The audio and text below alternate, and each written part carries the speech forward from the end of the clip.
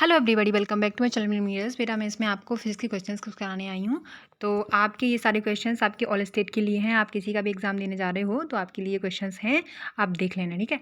पहला क्वेश्चन है आपका, radio activity is measured by. Radio activity किससे मेजर करते हैं? तो हम जीएम काउंटर से रेडियो एक्टिविटी को मेजर करते हैं। नेक्स्ट क्वेश्चन है आपका, which of the following particle has similar mass to that of the electron. तो कह रहे हैं कि इनमें से कौन से पार्टिकल्स हैं जो सिमिलर मास रखते हैं इलेक्ट्रॉन्स के। तो इसका आंसर क्या हो जाएगा? पॉजिट्रॉन आपका आंसर हो जाएगा, क्योंकि इलेक्ट्रॉन आपका माइनस का 1.6 × 10⁻⁻19 होता है और ये पॉजिट्रॉन आपका प्लस हो जाता है, लेकिन मास वही रहता है, ठीक है। तो इसलिए पॉजिट्रॉन इसका आंसर हो जाएगा।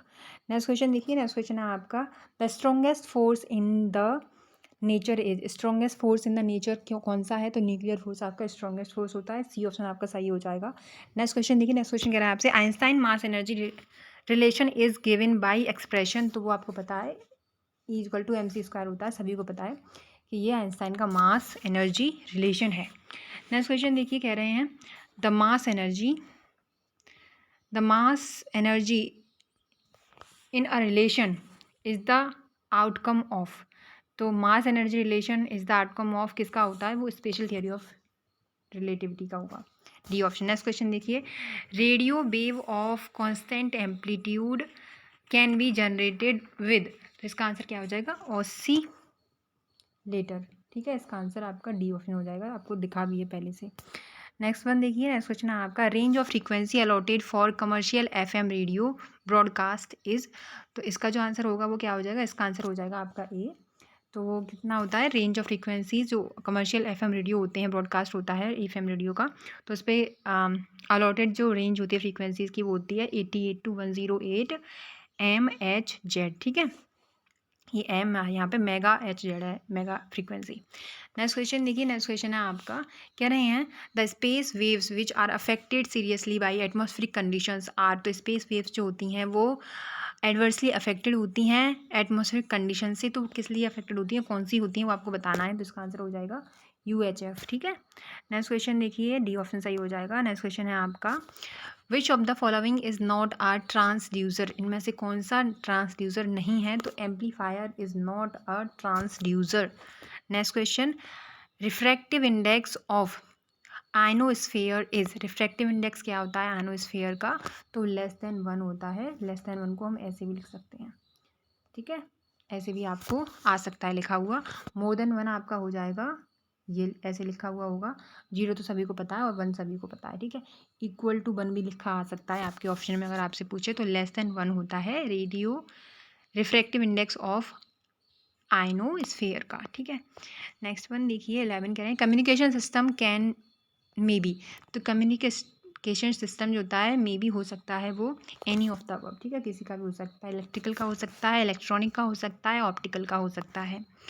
नेक्स्ट वन देखिए, 12 आपसे कह रहे हैं कि when the temperature of a semiconductor is increased. जब हम सेमीकंडक्टर के टेम्परेचर को इंक्रीज़ कर देते हैं या होता है, इट्स इलेक्ट्रिकल कंडक्टिविटी पे क्या फ़र्क पड़ेगा वो आपको बताना है। तो इसकी जो इलेक्ट्रिकल कंडक्टिविटी है वो भी आपकी इंक्रीज़ हो जाएगी, ठीक है। आपका ए ऑप्शन सही हो जाएगा। नेक्स्ट क्वेश्चन देखिए, if germanium has to be doped with a donor impurity the foreign atom should be. अगर जर्मेनियम को हम डब्ड कर दें किस में? डोनर इम्प्योरिटी में, तो फॉरेन एटम जो होगा उस पर क्या असर पड़ेगा? तो वो फॉरेन एटम कैसा हो जाएगा? पेंटावेलेंट हो जाएगा, ठीक है। नेक्स्ट क्वेश्चन देखिए, ये सेमीकंडक्टर से क्वेश्चन हैं आपके।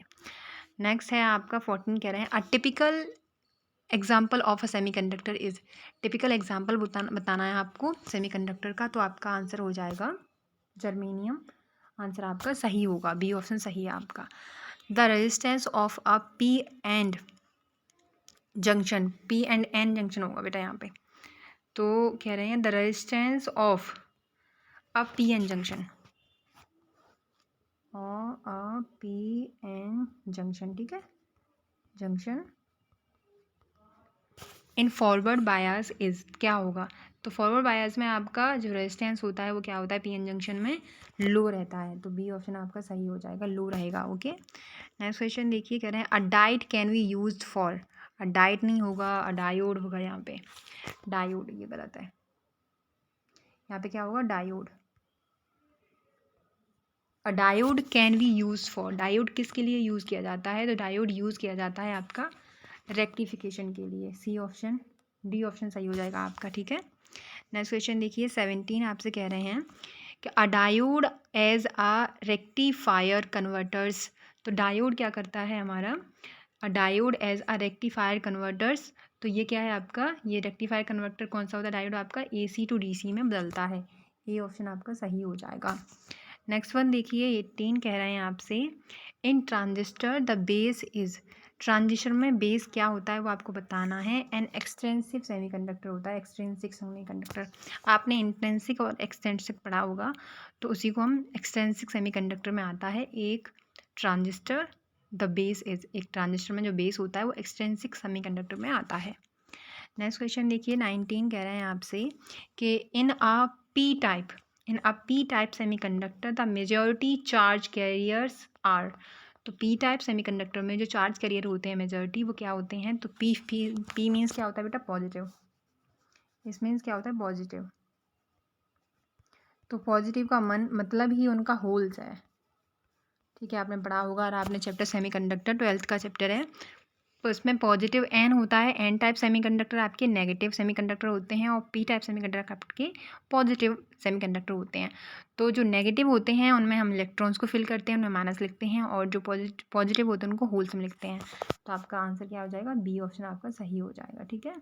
नेक्स्ट क्वेश्चन देखिए last but not the least, कह रहे हैं आपसे कि the unidirectional property of a PN junction is useful for its use as a, तो यूनिडायरेक्शनल जो प्रॉपर्टी है किसकी? PN जंक्शन की, यूज़फुल है फॉर इट्स यूज एज, तो रेक्टिफायर के लिए आपका ए ऑप्शन सही हो जाएगा इसमें, कि आपका ए ऑप्शन सही है, ठीक है।